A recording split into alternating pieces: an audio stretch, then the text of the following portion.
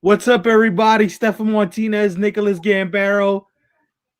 The Nick and Steph Show is live and better than ever. Back Monday to start your week off right with some good sports talk, some humor. I don't know, maybe a little something extra today, depending on how the show goes. But let's get into it, man. JJ Yes. Watt takes a picture of himself at a gym, lifting weights, looking like He-Man, Hulk smash. And it simply says he's wearing a Cardinal shirt. And it says source, me. So that's when you knew Mr. Watt was headed to the Valley of the Sun. Now, at first glance, Big Dog, first of all, how are you? Good. Happy Monday. Or in some cases, not so happy Monday. But uh what are you as shocked as I am with the fact that JJ Watt went to the Arizona Cardinals? Funny thing, we were texting earlier. I actually said the Cardinals, hypothetically, I always thought they could be a fit. I don't know why. To me, it just made sense. Now, are the Cardinals really a Super Bowl ready team? No. So from that standpoint, I'm kind of like, all right, it doesn't really make sense from that perspective. I understand that. But who knows? Maybe he's thinking, all right, Russell Wilson might be on his way out. The 49ers aren't great. And the Rams, you said it before we were talking off air. We don't really know what the Rams are yet. Everyone's already, the Rams are going to be the toughest team besides Tampa and the Rams. Like, and listen, I got nothing against Stafford. He's great, but he has had a ton of injuries and he is an older guy. So it's a new guy now. McVay has to get used to working with, and the offense has to get used to Stafford. So there's a lot of unknowns in that NFC West. And the Cardinals, I'm not saying this pushes them over the top, but who knows? And listen, I thought they were going to win the division last year. Some of those games, what's up? We're doing good, NP22. Thank you for watching, as always. What should have came to the Pats? Imagine that, but I don't know if that even would have made a difference, although definitely on the defensive side for sure. But, yeah, they're mystery New England. But what do you think? Because I thought last year the Cardinals did look really good, but then Murray got hurt at some point, and then they kind of fell off, right? I mean, what do you think about this whole thing? I think it's a calculated risk on JJ Watt's part because, like we've said, you don't know what's going to happen with Russell Wilson. He may end up being traded. You may have to figure out what you're doing with the Niners. Do they stay with Jimmy? Do they draft a quarterback? What happens with, first of all, the Rams to me are the biggest unknown in football. And it's not because I don't believe in their talent level, but when you look at Matthew Stafford, he's an older quarterback, as you mentioned, with a owner's track record of injuries. He's been injured more than we can probably count on this show. So when you look at it from that standpoint, I have some questions regarding how good the Rams are going to be. Now, listen, look, JJ Watt definitely changes the equation for the Cardinals in this respect. He gives the defense a bona fide pass rusher along with him and Chandler Jones on the other end. But here's the thing. I agree with Kayla. They need more. We have to see how this plays out. I don't agree that, he was the linchpin to get them to a Super Bowl. This is why, if you're JJ Watt, and Diana Rossini of ESPN reported this earlier today, if he had multiple 4-year deals on the table, 2-year deals on the table for roughly the same amount of money, I wonder what drew him to Arizona. Now, granted, we were talking about the nice weather and how it's He's reunited again with D-Hop. Yeah, that could have played a part in it. And remember he sent out that tweet like to JJ Watt, like, yo, let's reunite again. Or we'll talk about that in a minute. We're gonna get to it could have been that, but I necessarily believe that JJ Watt probably sees it as the AFC. You got an up-and-coming quarterback in Kyler Murray. The rest of it is unknowns. We know what Kyler Murray and D-Hop can do together from what we saw last year. So maybe his thinking is, I go help the defense out. We get another pass rusher or two in here, and we may be able to make some noise in the NFC West. Here's the thing. Even with all that said, I still don't think they're better than Tampa. No. I think depending on what the quarterback situation is in New Orleans, I don't think they're better than the Saints. Depending on, like I said, obviously depending on what the quarterback situation is. Green Bay is still gonna have something to say about this at the end of the day with Aaron Rodgers and you know what he's doing in Green Bay. I think the Cardinals, to me, they feel like the fourth or fifth best team in the NFC right now.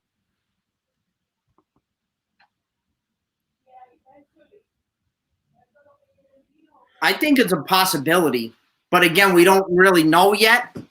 But I can see it. First of all, James, that's a great point, because when I first thought about that, that's the first thing I thought of. Can I see them winning the division? And the answer was no. But when you start to peel back every layer of the onion, you're like, what happens with Russ? Where's Jimmy G and his health? Are we is Stafford gonna be able to stay healthy for a full season? Can Kyler Murray take the next step? Can D-Hop keep playing at an all-star at a Pro Bowl caliber level? What do you get with Larry Fitzgerald in the crew? Can you build this to where him going there puts him in playoff contention? Because I don't think they're a Super Bowl contender, even if all those questions persist in the NFC West. I still don't think they're a Super Bowl contender, which is why you're JJ Watt. You're 31 years old. Yes, you want the money, you want the security, but you also, at this point, you just left a place where you said it was hopeless. You left Houston because you weren't winning enough games. Who's to say that this is going to be that much better, depending on, all the factors that we just laid out? Very true. Would you agree with that or not? What do you think? Like, this feels like a very, very, this feels like I don't think they're at Houston level, but yeah, are they ready to win a Super Bowl right now? No, but a division, possibly. But that's a big if too, though. It's not like the division's a guarantee where you're saying if we get player X, we're winning. I am surprised he didn't go to Green Bay or Pittsburgh. That's where I really thought he would end up. One of those two. There's no money in either of those places. The salary cap, they don't have any money to do either of those things.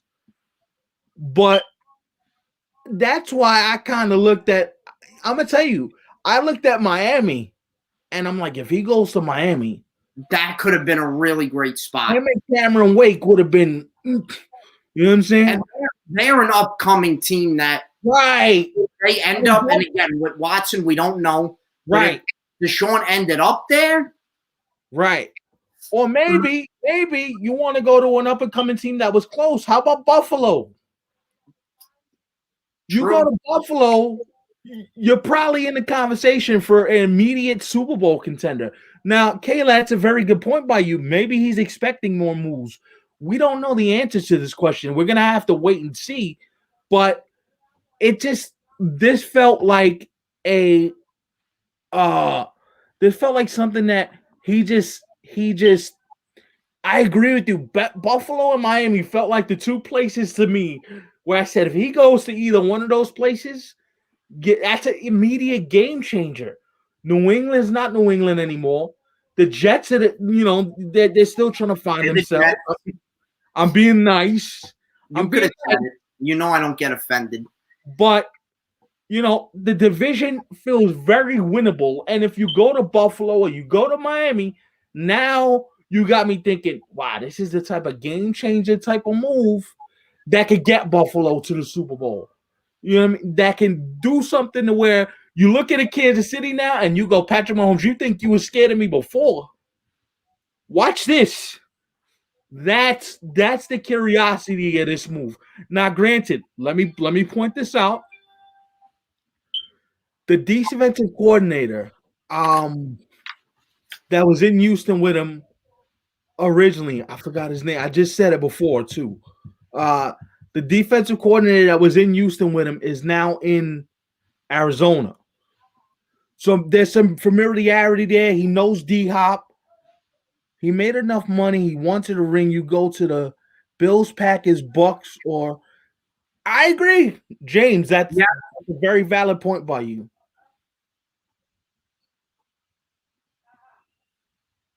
Yeah, but you know what, bro? You've been in Houston. That's one of the best cities in the United States, and you didn't win football games. So the city shouldn't matter at this point. You're 32. You know what I mean? You're getting up in age, and if it's about winning Super Bowls, Buffalo, the Packers, the Bucks, or maybe, and I know Miami's not in that tier, but you want to go to an up-and-coming squad, which is what he seemed to be intrigued by. I would have thought Miami would have been the spot that he says, all right, let me go there. Absolutely. Or maybe the Rams. Maybe you go to the Rams. You and Aaron Donald would have been bonkers together. That's why this seems to me like something that he just did it just to do it. I don't see the logic in it. Maybe I'm missing something. Maybe he knows something that we don't know as the general public. Because, we're just two schmucks from Brooklyn debating a decision that's bigger than us. You know what I'm saying? What do we know? But all I know is I had a couple of people text me this morning and go, wow, I'm kind of taken aback by this. I don't know how to take this. Now, granted, it's hard to say that he didn't, the $23 million guaranteed, that's hard to turn down when you're 32 years old looking for your last big contract, possibly. That's hard to say, oh, nah, I don't want that money. That's hard to do, especially when it's guaranteed dollars coming your way. Right. But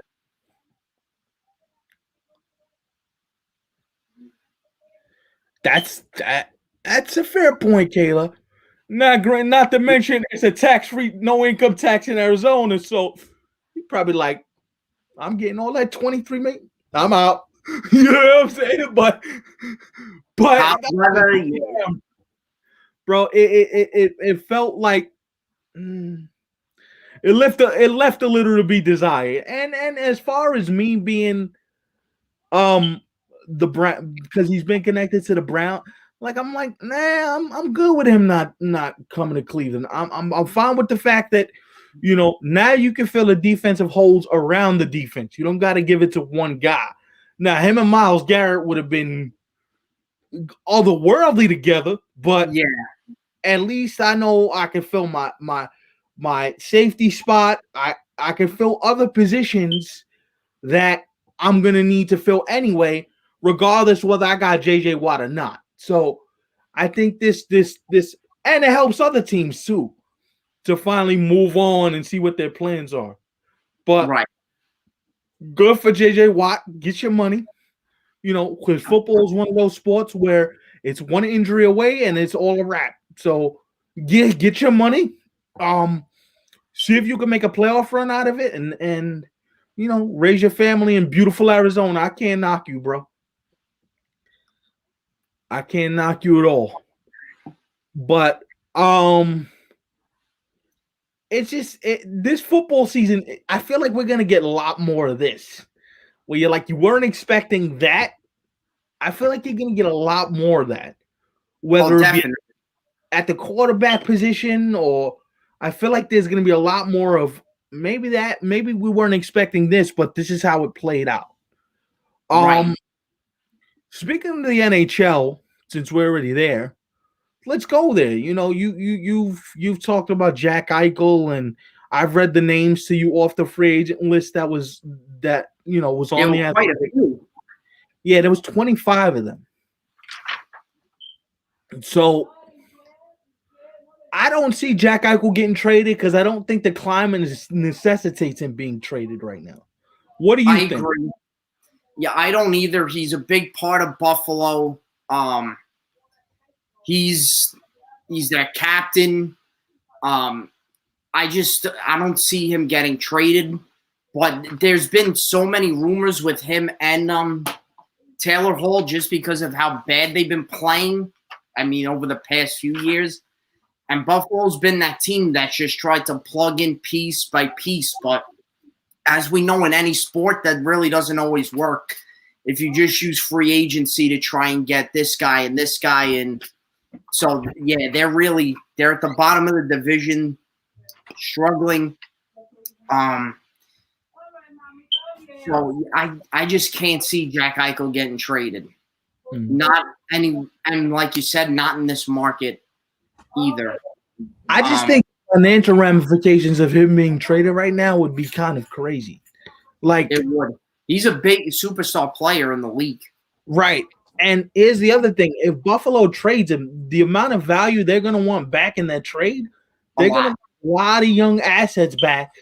And quite frankly, does it make sense for the Rangers to make this trade at where they are right now? No. Like, it doesn't make sense. And it's not me just being an Islander fan. I don't think that really – now, Jack Eichel's a terrific player. But, again, the Rangers are still, like, years away from competing. So –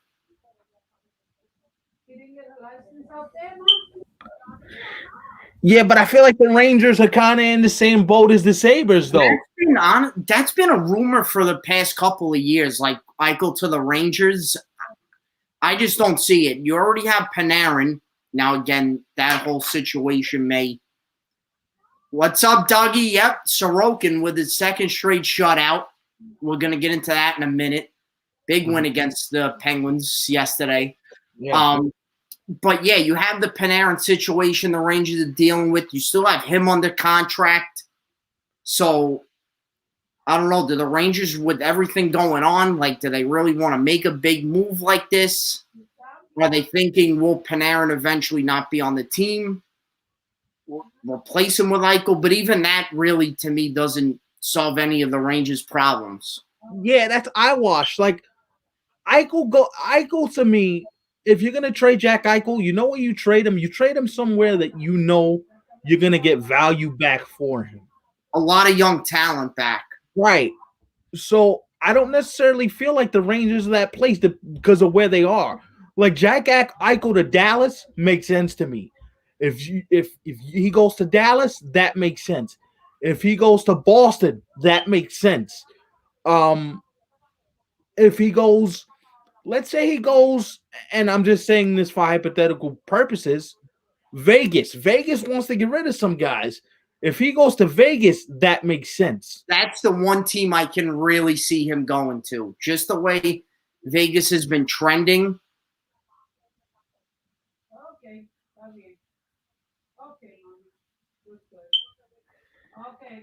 But the reason why I say the Rangers and Buffalo are in the same boat to me is because we don't know what this Rangers team is yet.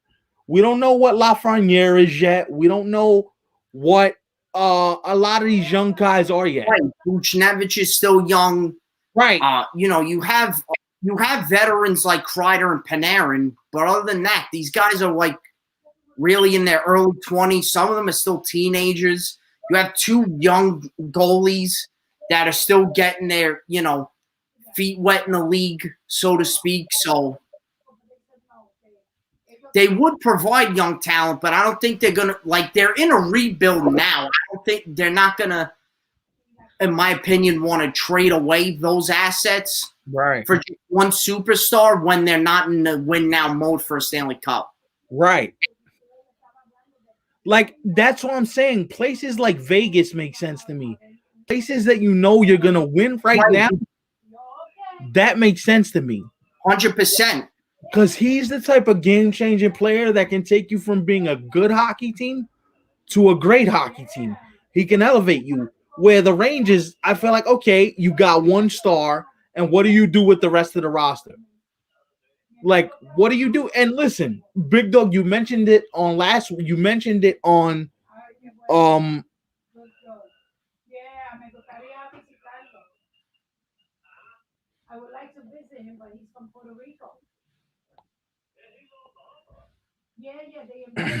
They they have a lot of young prospects, but I just don't think the management team of the Rangers is going to want to just trade away all their young guys for one superstar. Now, unless if they were in contention, but they're not.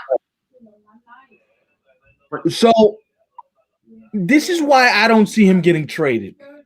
I don't see him getting traded because A lot of teams are in cap hell, so to speak, right? Am I right? right. That's one thing. If you That's look at the numbers in all sports, like a lot of teams are in cap hell.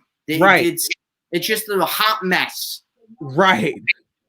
And granted, if what we're saying here is that all the teams that could trade for him are bad because they have the cap space, Right. why would you go from a place like Buffalo to a place like the Rangers? Granted, they have the prospects, but what does that do other than put a star in MSG? It doesn't make you a playoff team. At least I don't think so. I don't think that this makes the Rangers a playoff team. I could be wrong. I don't watch enough hockey to really comment, but from what I see about them, they're still trying to find themselves as a young team. And bringing in a guy like Jack Eichel, who's a star, who's going to demand attention, who's going to demand all those things, I don't necessarily believe he makes a significant enough difference where I want to part with the young talent. And I know a lot of Ranger fans are going to go off of what happened last year during that little while where they got really hot.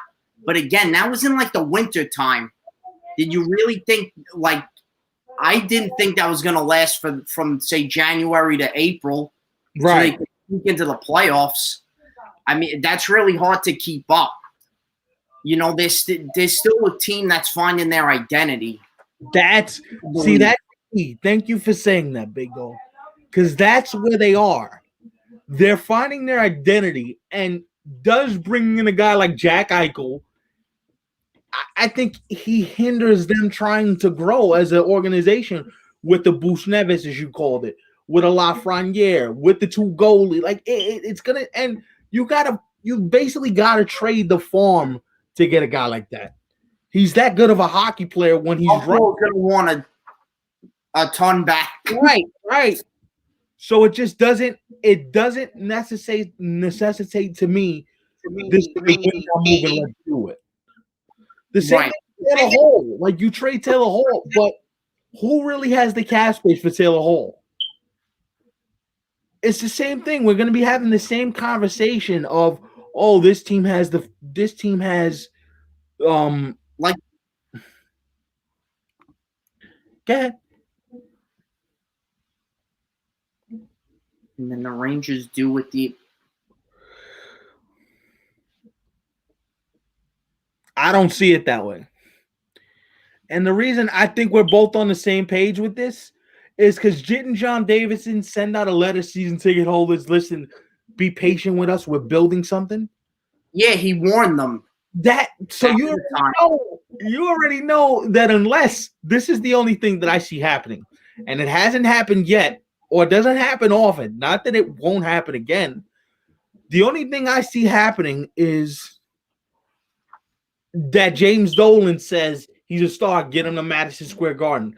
That's the only way this happens. If Dolan turns around and says, get him. That would seem like a Dolan move, right?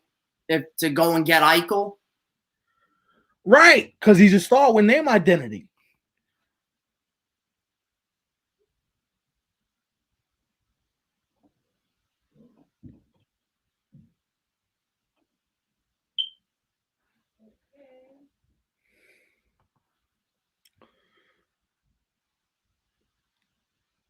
I don't necessarily know about that either. Because I don't think Lou makes that type of move. I don't think Lou Lamoriello, after all he's built, is going to turn around and trade his life away. And honestly, the way like Dow Cole's playing, Wahlstrom, I don't think Lou's not going to want to trade any of those guys away, even for Eichel. I don't think I would. I really like the team we have now.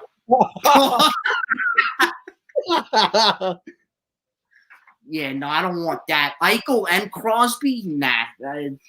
Yeah, but here's the other thing, right? we're giving all these hypothetical teams. Yeah, that would be like for Pittsburgh. That would be a great fit because can Pittsburgh pull it off? Do they have the resources to pull off a trade like that? I don't know. Yeah, and you got new management in there. Like, I think they're going to give this year and kind of just assess the situation there and see how it plays out. Right, and this is the ultimate thing too, right? The Rangers, to me, the Rangers and the Knicks are in a very similar place.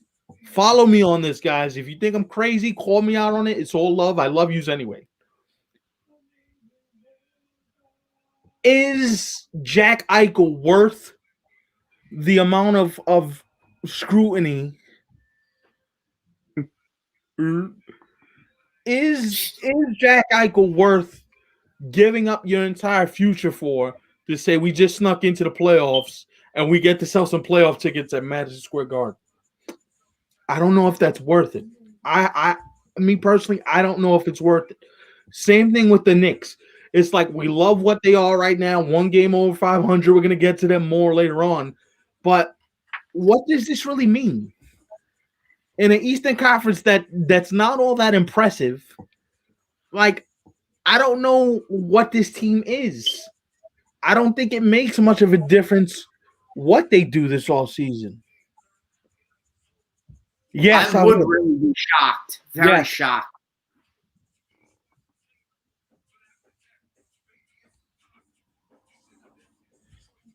I mean, I guess, but I don't know. I disagree, but because these organizations, you got to understand, like, if the Rangers had said from the beginning, we're going big game hunting and we think that's going to be the solution to all our issues, then yeah, I would have said, okay, I'd have done it because that's what their MO is. But I don't. You see, I don't know if John Davidson's willing to do that. I don't know if he's willing to dip into his surplus of young talent that they've worked hard to accumulate over the last couple years to turn around and say, Root wouldn't do it either.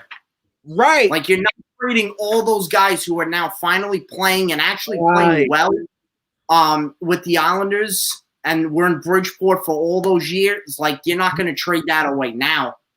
So, yeah, because I was going to say it before, I'm sorry to cut you off, but because you were talking about Taylor Hall, the Devils made that move a few years ago to get him, and they're kind of in the boat the Rangers are, a young up-and-coming team.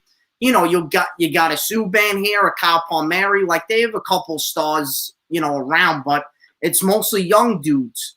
Jack Hughes, Nico Hischier actually just was named their captain recently. 2 young goaltenders. Right. So, and what did Taylor Hall do? They did go to the playoffs one season in 2018, but got, bounced out in 5 games against Tampa Bay.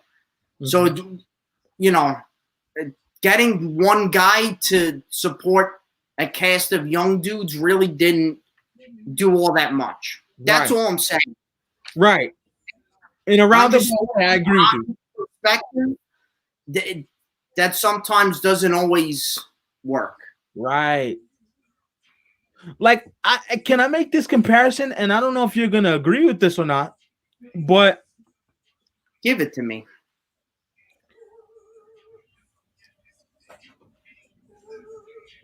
Yeah, you see, they made an aggressive push, but they obviously stopped themselves at some point because they probably realized this doesn't make sense for the future of our organization or for the betterment of the organization moving forward. Like, John Davidson's been doing this, I'm not kidding, for probably like over 30 years.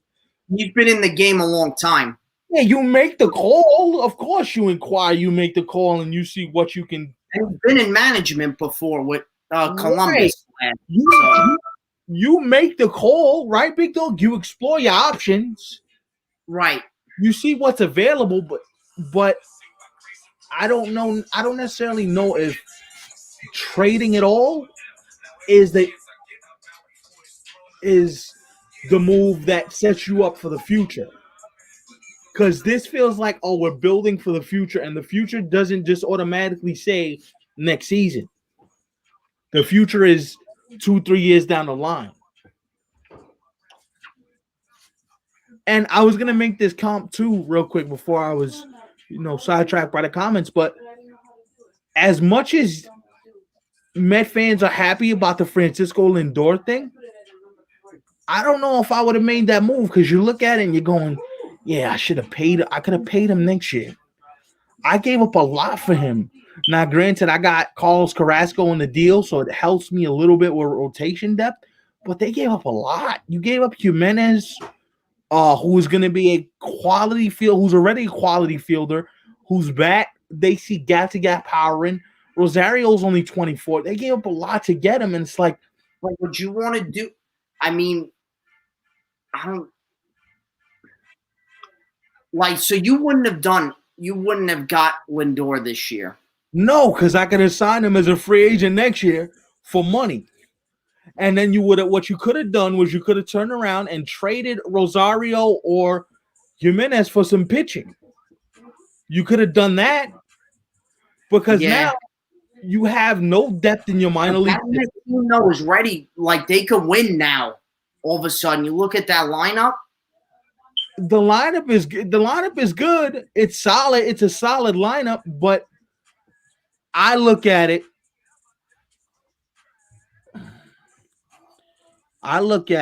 Hold on. He's only 24. People, you're forgetting it's not. Yeah, but I already got young guys of my own that I could develop, and I don't got to give away. Yeah. What if one of their young guys turns out to be Jack Eichel? And you don't have to give away nothing. And you just re-sign your own guy who you know. Right? Like, and True. the reason why I don't do it if I'm the Mets is because Steve Cohen got plenty of money. Steve Cohen could have easily turned around and said, okay, give Frankie $300 million in the offseason.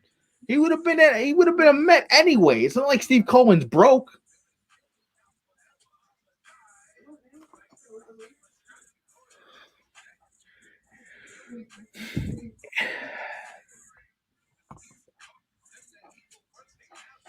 I don't know. Even with that lineup, I don't think that really would propel the Rangers to anything, And I think they know that. Unless behind the scenes, and we don't know this, what if James Dolan turns around and says, listen, get it done. I don't care what you got to give up. That could happen. For Carmelo Anthony. We've seen him do it for Martin St. Louis. We've seen him get involved and say, hey, get me the guy. So we don't know what James Dolan's role is in all of this, but I do know it just seems very, very, at this point in time, it seems premature. Absolutely. I agree.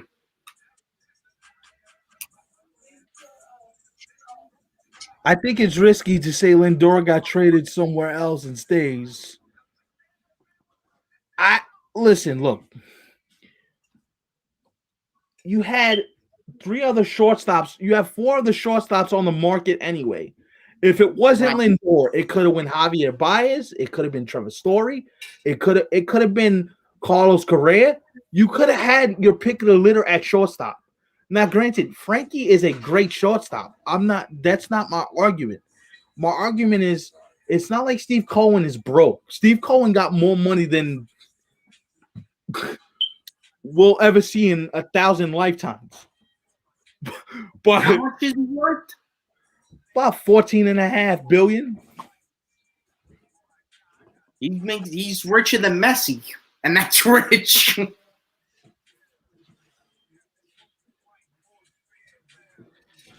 Not to me when you could have got him in free agency next year. That's where it doesn't make, and this is where now,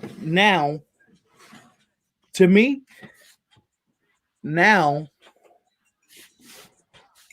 you got to re-sign him. Now you got to give him $300 million, and you got to do it soon because he's already said I'm not negotiating in season. So you got to do it before the end of spring training. Um, and you have no farm system depth. That's if that's the guy they want, go get him. I agree. All right, fine. If that's the way you perceive it, then fine. But if it's me, knowing that I'm a millionaire, knowing a billionaire, excuse me, I could probably give him more money than the Dodgers, because the Mets and Dodgers are probably the two richest teams in the sport. Where's Frankie going other than the Mets or Dodgers to win a championship? If he wants his money and he wants to win, you're not going to Houston because they're kind of like in a they're peeling the pieces down from the championship team. You're not coming to the Yankees because I don't think Cashman gives them that money, to be honest. Right. The Phillies, yeah, maybe, but does he make that much of it? Does he make that big of a difference in Philadelphia? Debatable. Maybe. But you don't know if that's fair. True. A lot of teams probably going to be going after him, right? Yeah. You think the Dodgers would have went after him or San Diego? Here's the thing: you just signed Tatis to a crazy contract, so they got their But short. what if they didn't get Tatis? You think they would have went after Frankie? No, because you gave Tatis that money, who's 5 years younger. You know what I'm saying? So Yeah. it to me, Where they take the chicken leg and they just chop it up, deep fry it. there's nobody in the sport of baseball right now that could have given him what he wanted, other than the Mets and Dodgers. But, yeah. That's it. And it had good flavor. The chicken had I really don't think so. They just take off the I don't skin. think he would have went. First of all, I don't think he goes to the Angels because I don't think that makes sense for him. No pitching. You ain't going to Texas. They're rebuilding. You ain't going to Chicago because they got Tim Anderson. Like, there's Toronto, maybe, but their whole situation is we're not playing in a home ballpark, though. You know what I'm saying? They're playing in Florida. They're playing in. Oh, I thought they're not playing in Buffalo again? No. Right, they're staying in Florida this year. Yeah, they're staying in Dunedin. Yeah. The Dodgers would have got him and moved Seager to third. That's why. See, but I don't think Andrew Friedman, because he's smart, trades his prospect capital for somebody he could have signed as a free agent next winter.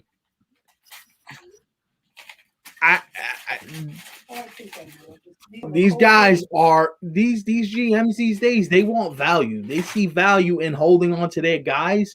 And if it's just money we're giving away, money's better than me giving you my whole entire team. That's why that doesn't make sense to me.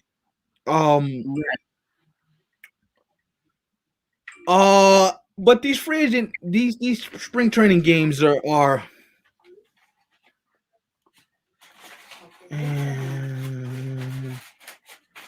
yeah, but again, right? They waited for 90 years to do LeMahieu and Gardner because they were penny pinching the whole way through. And pinching the Yankees? They're penny pinching. You know why? Because they don't want to pay the luxury tax, because they want to reset their tax for next offseason. And I'm glad that they didn't get Frankie, but they could have afforded it. They're rich. They're rich, but they don't. They see the smart in saying, you know what? Let's wait another year. Let's wait another year.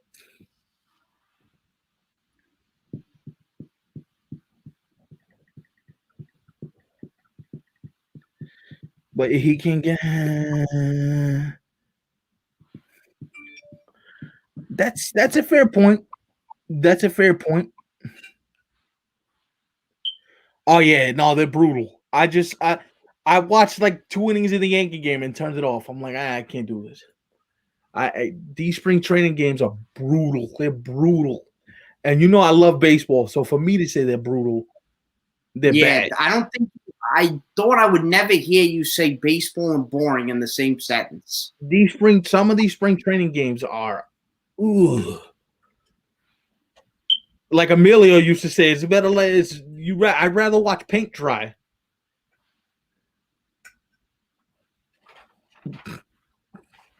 Ooh. Gotta get the innings timer in there. You know? This spring training is brutal.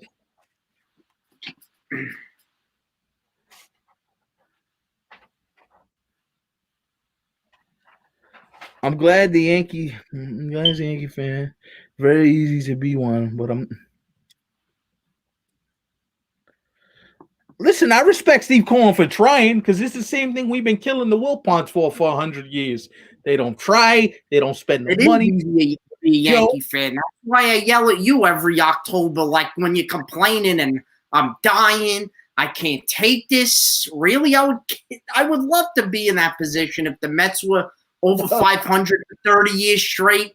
If they were in the playoffs every friggin' year, if they were winning the NL East often.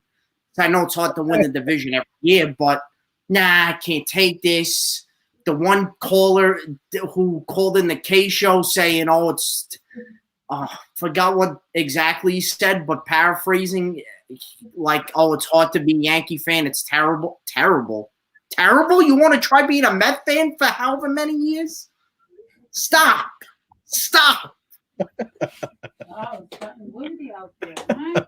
Oh, it's too hard. Really? Winning 27 championships is let's do around mine and Stefan's age. We're close to 30. I'd say the Yankees, how many years exactly? Give me the number that they've been over 500 for. So the exact math is 28 years for as long as I've been alive. 28. Okay. For as long as I've been alive, they have been over 500 every goddamn year. Every year. I'm a Yankee fan, 5 buddy. World Series. Go ahead. Keep going. 7 World Series appearances. How many AL East divisions won? Yeah. How many have they won? In 28 years. Do you know off the top? Come on, you know. You're the Yankees Wikipedia. You got to know. 7 since I've been alive and 39 overall. Well, that 7 is still a lot. That's too all right. You know what? Agree. Definitely. I agree. Mets will be a player. I just can't stand when Yankee fans complain. Like when those callers call into radio shows and say it's hard to be a fan. I can't take this. Why don't they spend more money? See, that's the difference with me. I wouldn't say it's hard to be a Yankee fan because I think we take it for granted. However, when 10 years too long to wait for another one, we need to win again. Really? The Mets haven't won in almost 40 years already. Try that. Nah. You got a little rant today. You happy? Nah, you know what it is? I'm gonna be honest. It's almost like this. I'm never satisfied with anything. You should be. But I'm not. What are you root for? How are you not satisfied? It's true. No, I agree. The fan base sucks, and I've said this to you 1,000 times. Yankee fans they're horrible. And sometimes we take for granted how good we got it. Like, example, you just mentioned the Mets. You could look at a bunch of other teams, too, that haven't won championships in, like, forever. And realize, bro, you're in the playoffs for 28 straight years. Just shut up and just do what you got to do. Go along for the ride. But when you're in the car, right?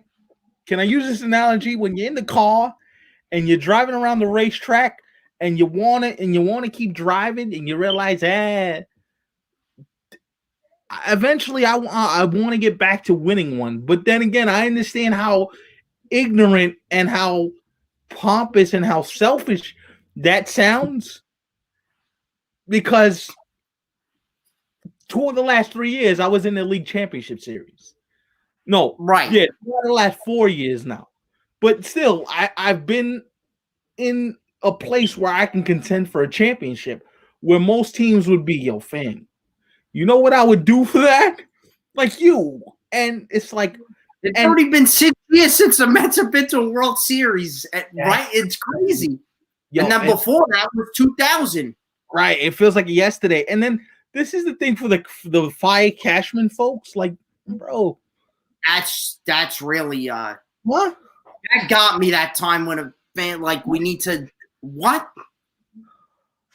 Are you joking me right now? Joking me? Oh my god! Brian Cashman, are you insane? These people that call in sports shows, I don't understand it. Don't understand it. Then the other one who said, "Oh, why is Aaron Boone wearing a hoodie in the Yankee Constitution? He's got to wear his full uniform." What? That makes who cares? You guys are winning. Who gives a crap what he's wearing in the dugout? Right. Right. Oh my god! You had to get one in. It's been a while. The Flyers too, Kayla, haven't won since the 70s. You see, MP22, I got an issue with you though. I'm not firing Aaron Boone, and here's why. And I've told Big Dog this 1,000 times. I'm sorry. Before you say, I just have a quick question, and then you can go off on your. Why do a lot of Yankee fans not like Aaron Boone? It seems to be. I'm just curious. I love him. I'm just wondering. Good with the media. Doesn't say more than he's supposed to. I love him. And you know what? He shows me emotion. He's not a Girardi where he's a robot and it's like, I got to go to the numbers. I got to do that. Girardi was a numbers to the face guy. But you got to understand, if you're going to say fire Aaron Boone, you might as well say fire Brian Cashman too. Because most of the decisions are coming from the front office. Lineups. Yeah. You know, how your lineup is constructed, the analytics, all that is coming from the front office. So if you're going to say fire Aaron Boone, you might as well say fire Brian Cashman too. What's up, Big Ray? How are you? What's up, Ray? You know what I'm saying? Like, it's not thick. And I just don't want to waste it. It comes to a point where it's like somebody made that for you. The Yankees, they've been doing this for years this way. They're analytically driven. The Dodgers, same thing. They're analytically driven. Analytics rule the day. You're not going to fire a manager that you're telling him, do this. I'll give you an example. When they started David Garcia in Game 2 of the playoff series last year against the Rays, that didn't come from Cashman. That came from the front office. Saying, hey, right. So I agree. We agree on baseball teams at least. And look, I'm not upset if, you know, the Yankees, look, winning championships are hard. I get it. But like, I don't understand. Like, Yankee fans were calling the ownership and the front office cheap. Dude, you just signed Garrett Cole to a lifetime contract. What?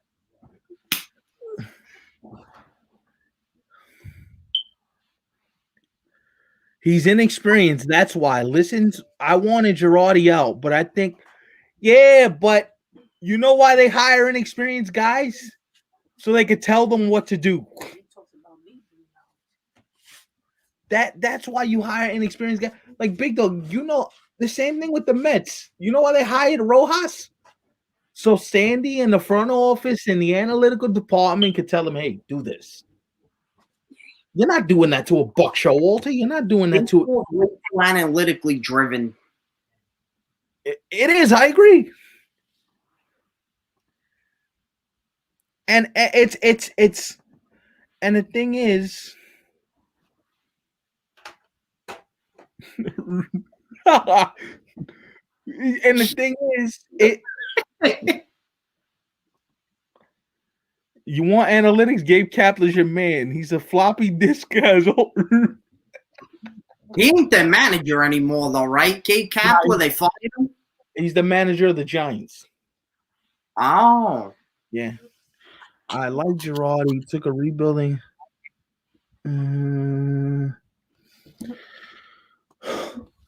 Here's what I'll say about that. And Big Dog, I've told you this off the air too. Girardi wasn't communicating with the team in the clubhouse. The clubhouse was tuning him out. Judge, Sanchez, the younger guys were done. They were done. They weren't trying to hear it. They were done. Like, they knew, all right, if we want to win a championship, we can't do it with this guy. He's too into, he doesn't want to communicate with us. He doesn't, like, players want to feel like they have a relationship with the manager these days. Do I necessarily agree with that? You know how I feel about things like that. Like, come on. What is this, day school? He got to hold your hand too? I don't necessarily care about relationships when in terms of, do you like your manager or do you not? But I think it's important, though. It's important, right? And that's what Cashman realized. It's like, he's not getting through to these guys. These guys aren't listening to him. They're doing whatever they want to do. There's no real connection there with him. So we're going to go a different direction. No, Joe's going to be good there because Joe. Oh, yeah. Girardi's the Phillies manager now.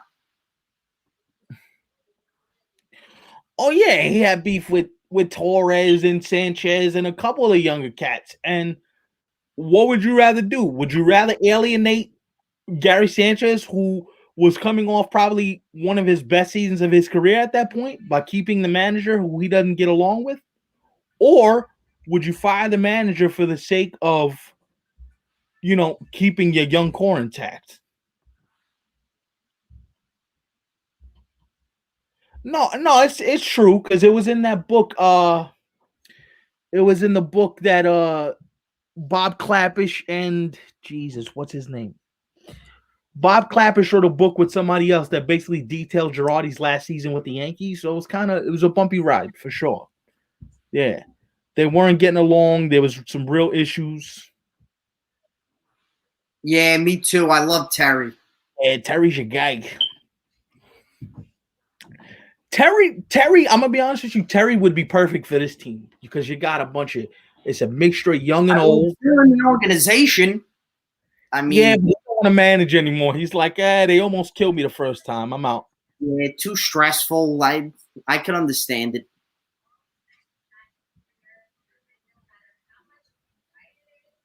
No, not Torres. Glaber. Yeah, hopefully he'll be a Met one day. I'm still hoping. Go with that. Jesus. No, and I just think it's hard when you start talking about, how you gotta coddle players gotta be coddled, you gotta love on them. You can't be rough to them, and it's much different now than it was back in the days. So basically, basically that's it. Yes, MP. For the crux of the conversation.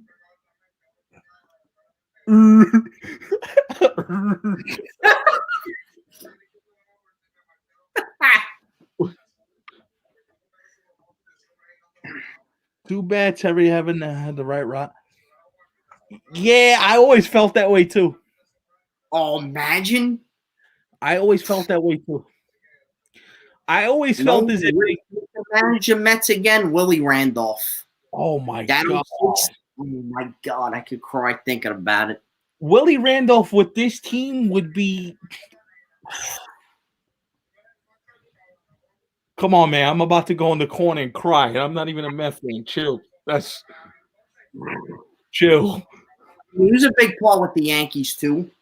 No, yeah, he was big. He was huge. But, he gets that Met team, I don't know, man. Roster-wise, I mean, the Mets did make the World Series in 2015, but when you say roster-wise, That was the last really great Met team. No, because the 06 team was better. They just got No, hot. that's what I mean. The 06 team is better than the 15 team, or no? Oh, yeah. The 06 team should have won back-to-back championships. Should have. They should have. And the 15 team, they just got hot. They got Cespedes, and he got hot for like 2 months, and you can't. Predicted it, so they must have heard you, so. At least Guillaume. No, and I predicted it because I saw it. I'm like, they're gonna get hot. Cespedes is gonna come in here. He's gonna hit a crap load of homers. You know, give you production, and he did. And then Yoenis Cespedes, as that we know and love around baseball, showed himself. Like, here's a question I'm gonna ask you, Big Dog. You love Conforto, right? I do. Big You Conforto love guy. Conforto. Oh yeah. Delgado, LaDuca. I'm gonna say this. David Wright and Jose Reyes was a better infield combination than Alex Rodriguez and Derek Jeter. Think about how lethal they were together. They were. Think about that. Jeter and A-Rod really didn't get along either, right? Couldn't stand each other. Hated each other's gut. They were professional, but they were like, I don't like Reyes and Wright. Oh, that was such a fun Met team. I forgot they had a record of like the most comeback wins in a season, or yeah, Delgado was a Met yeah. Beltran before he, did what he did. Sean Green, Andy Chavez. Oh, the catch. That pitching staff though was not really that great, but John Wayne, 90-year-old Pedro. Billy Wagner though was good as the closer, right? Mike Pelfrey. Remember Mike Pelfrey? Yep. Oh, man. We had the best record in the league that year. No, the 06 team was better than the 15 Mets. The 06 team was better. Yeah. Nah, and it wasn't even a cop. Like pitching lineup, 15 was better than 06. Yeah, but that 06 lineup was something else. Something else. And who? Oh my God, I'm drawing a blank. Who was the second baseman? Jose Valentin. Thank you. Yeah. Oh my God, Jose Valentin. Can you imagine that? The 15 pitching staff with the done. Oh.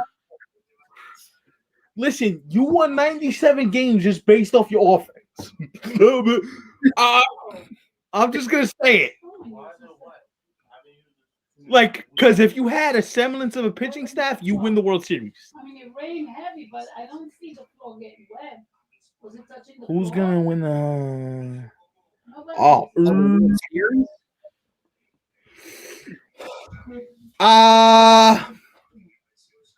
That's tough. That's really I'm gonna surprise you though. I'm gonna go White Sox Padres as the World Series this year.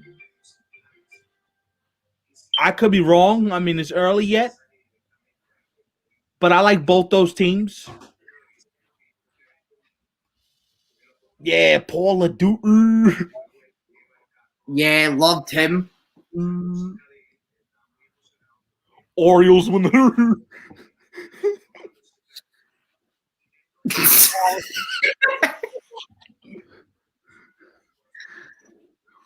I'll say the Dodgers go back to back.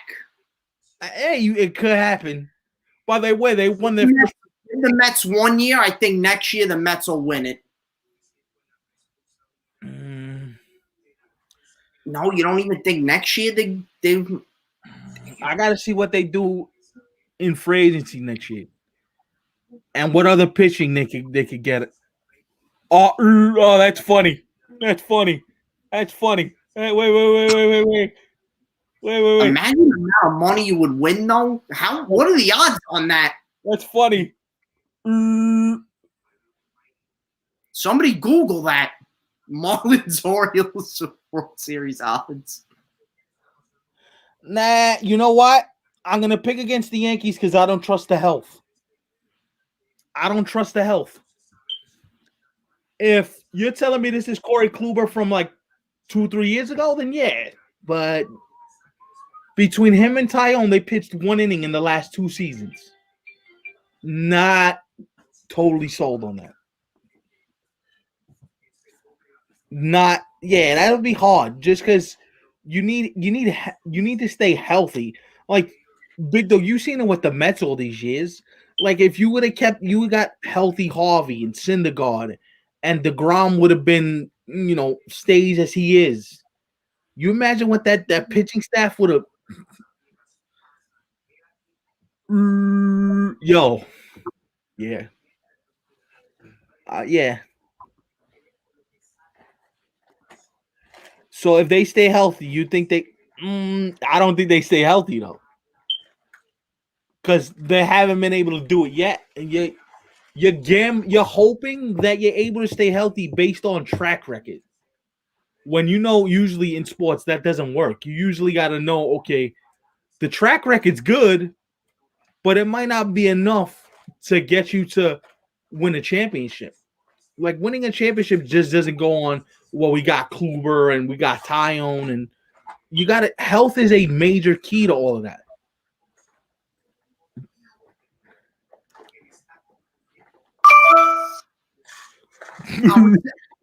We were talking about that the other night. I want Bartolo to come back so bad. Wow. It's like Leicester City in 2016, and they won it. I mean, I don't think this happens, but I mean, can you imagine? If they do stay healthy, do you think they win it all? No, I don't. What odds? Someone's willing to bet that. I would love to see it, but I don't know if they win it all.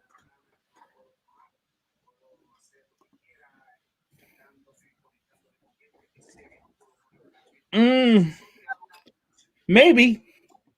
You see, Kayla, you get me. She gets me. She gets me.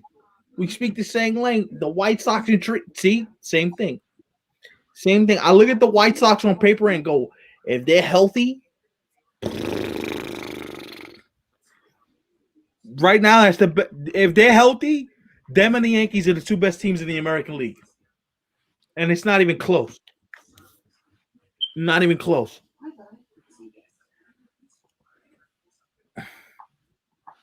Yeah, that's another thing too. Like you're hoping that the rotation gets like I look at the Padres, for example. Look at that rotation, bro. Blake Snell, Yu Darvish, Mike Clevenger's not even pitching for the Padres this year. That's how deep the rotation is. That rotation it's crazy. And they got a chance to do some serious damage, San Diego, if they stay healthy and Tatis and Manny and Hosmer produce in the middle of that lineup. Oh yeah, no, that lineup is ridiculous. And then you got the pitching with Kopech and Lopez and Giolito and nah. Chicago, the South Side I'm kind of scared. Can't lie, kind of scared. Kind of petrified.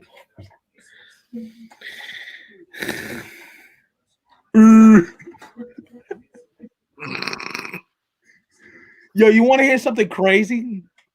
Fernando Tatis is making over the next 3 years is making more than the entire Pirate payroll combined for the next 3 seasons. Yeah, probably still won't reach Messi money, but I mean, we're all broke compared to Messi. Like these dudes are paying for welfare checks compared to Messi. Like Messi could buy half of MLB and be okay. Like imagine that. No, seriously, imagine that. He Bro, probably could if he wanted. Yo, that's crazy. Nah, I'm out. See, if Toronto would have got Trevor Bauer, and it, They intrigue me, Toronto. If at some point, I think they're going to be a World Series team. they get more pitching with that offense, it's a wrap. It's a wrap. And I'm saying that as a Yankee, it's over. Let's go home. Just pack up your bags. Let's go home. We're going to be going north of the border a lot more. No, I'm out. Springer, Biggio, Gurriel, Guerrero, Teoscar Hernandez hit 30 home runs for them a couple years ago, and we don't even talk about it because he's in the eighth hole. Like what? Like what is wow, this? Todd Fraser's a Pirate now? Yeah, 90 years old. Yeah, still love that guy though. Greg Bird to the Rockies might actually help him because if you can't hit in Colorado, you can't hit nowhere.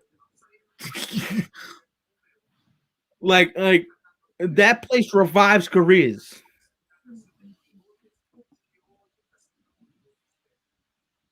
Nah, I wouldn't go that far yet. And I agree with you, James. That line, they get some pitching, bro. With that lineup, help me, help. Just in the corner, just help. Now, as a baseball fan, they're gonna be fun to watch. Like I'd get MLB extra innings just to watch them hit. I'd pay whatever the money is to watch that lineup hit every day. I really would. I would watch the Blue Jay games just to watch that lineup hit, just to see how many 30 home run guys would be in the middle of that. That lineup is ridiculous. Ridiculous. I'm like, hold up. I thought my lineup was good. That lineup, Bo Bichette is hitting like sixth for them, and he can hit 25 home runs in a season.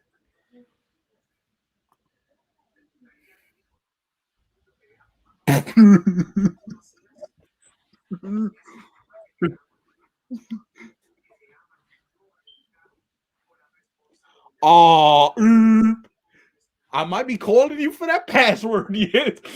Yeah, you got. I don't know how you do that. God bless you. God Almighty, that lineup. Every baseball game, I can't do that. That lineup. Late July, August, then I watch. Oh, You're winning all this year though. You're just being too on. No, I never pick my teams. Never, ever. Even I've known this guy now for quite a few years. He don't pick his teams for nothing. I try and get the fan side out of him. He don't do it. Nope. He don't do it. Unless we're talking Duke, then that's different. Yeah, but everybody else, Yeah, nah. not so much. No.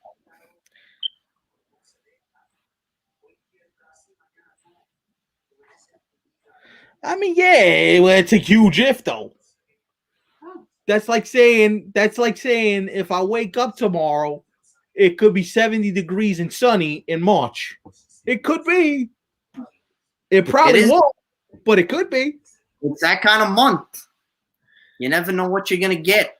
What is that called? What do you call it in Italian? Mese de Bats, the month of the crazies. There you go. Because you could be cold one day, it could be hot the other day. You could get all four seasons in March. It took them.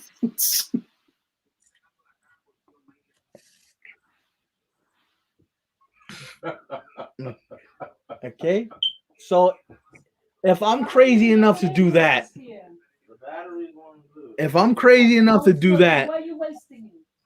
then I'm crazy. Listen, I went on this show and I told them the Mets will go to the World Series with a Yankee hat on. Okay? I'm freaking psycho. Big dog. I tell them. I've said some things where you would just like, and yeah.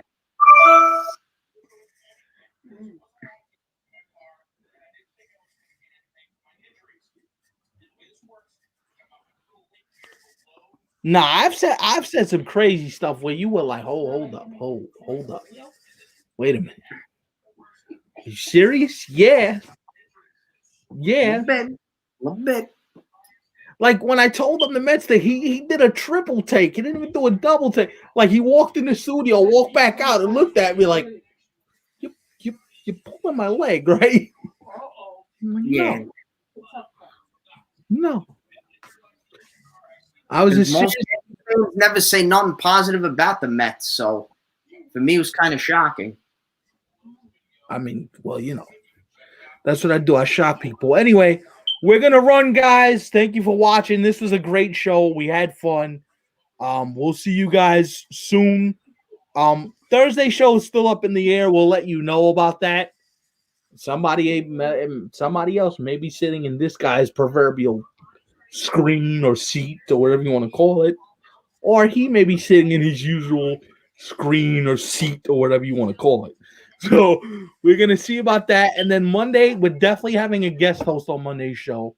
So Monday's show should be interesting, but Big Dog, you can never be replaced because that other corner over there, that's I appreciate it, but one of the dudes that will be, sitting in for me Monday, they're awesome. So yeah.